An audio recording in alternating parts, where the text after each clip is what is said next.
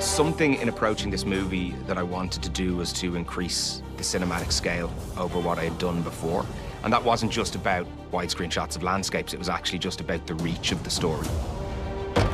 It was grounded in a different emotional reality and truth, while still being connected to the Egyptian culture. That part, though, didn't feel like a window display or just something of an aesthetic. It felt like the mystery and culture was embedded in the DNA of the movie and the script.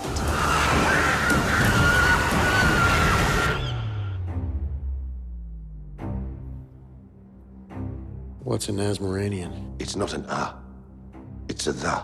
I wanted to tell a story about a buried secret, right? Mummies in Egyptian lore, they're always about secrets, things that you discover later on. So it felt like investigating that mystery and being able to get under the skin and under the hood of all of that was going to be a really interesting part and a real point of difference in this movie, and something I've always loved and enjoyed. Ancient inscriptions tell of a dark force that people feared before they even had words for such terror. The Nazmaranian is a demon from my imagination. As a kid, I was always really drawn to Egyptian mythology, still am, and found myself quite enamored by all of the secrets, the buried secrets, the things that are under the surface, the things that you don't know about.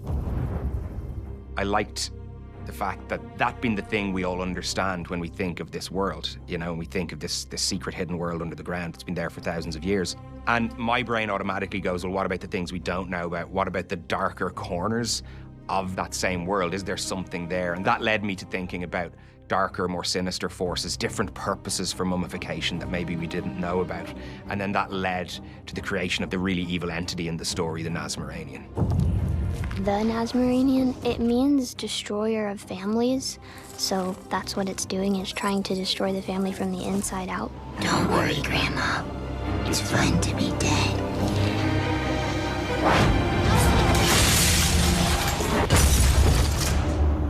One of the challenges with this story from early on as I started to write it was that I knew I wanted it to take place in 2 different countries. And I knew that I wanted Katie to be returned to her family, but at the same time there was still a lot of unanswered questions that would be taking place back in Egypt where she was found. I can't live with not knowing what happened to her. So I knew that I needed to tell a story back in Egypt, back at the source of where all this happened, and that led to the development of the character of Zaki, Detective Zaki.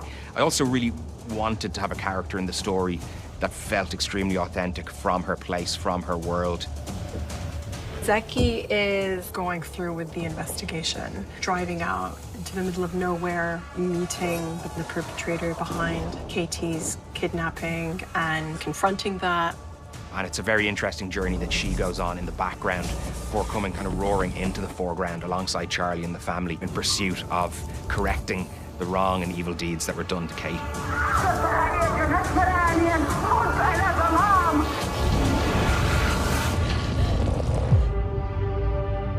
Nick is so focused on the detail, and I think the world that he and his team, that art department created, is really amazing. This space is the pyramid. We go to the nectarine farm, and Zaki discovers this place where the ritual takes place, where Katie was actually bound up, mummified in this space. So it's actually really important. A little set piece, and it's based on a structure made of basalt stone. So it's like Egyptian stone. A lot of it was basalt. So this black stone effect, it's kind of given it a bit of a different look from the normal sandstone you see in Egypt. It's always really helpful for you as an actor, especially if you take the time to look and appreciate that time that's been put into it. It gives you even more permission to live in this world and to feel it and to surrender to it. Everyone, from young Billy all the way through, had to go through intensive stunt training. You know, everybody had to fly or fall or do something at a certain point in time. But we had a brilliant stunt team led by Brendan Condren and his wider team. Me and Seb pretty much get possessed. I really like the flying, it's fun. All you have to do is pretty much run, and then the harness does most of the work. 3, 2, 1, drop. I purposefully wanted to do all the stunts that I could. For the floating scene where I officially turn into the risen mummy, I had to be in a harness and all the way up into the sky, and I liked that, so it was very fun. 3, 2, 1, action! point in the movie, nothing is right, nothing is good.